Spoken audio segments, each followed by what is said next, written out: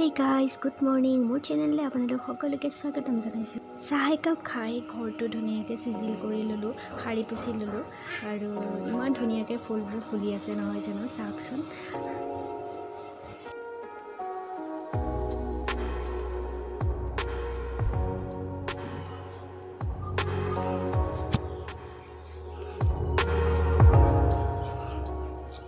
আজৰি সময়ত যেতিয়া মোবাইল চাইও আমনি লাগে তেতিয়া মই কিছুমান কাম কৰি থাকোঁ।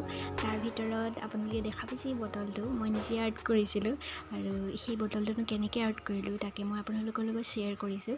ভিডিঅ'টো চাই থাকক। কাপোৰত যে কিছুমান ফেব্ৰিক কৰে তাৰে কিছুমান কালাৰ মোৰ লগত এনেই পৰি আছিলে, মই সেয়াই ব্যৱহাৰ কৰিলোঁ আৰু আপোনাৰ এখন টিশ্যু লৈ লৈছোঁ। টিশ্যুত মই কালাৰটো লগাই ল'লোঁ।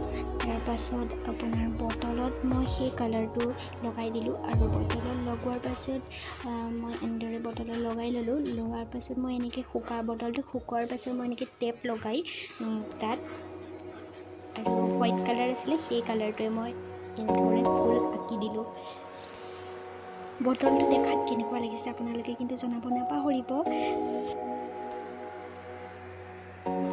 বটলটোত পানী ভৰাই মই এনেধৰণে মানি প্লাণ্ট ভৰাই দিলোঁ।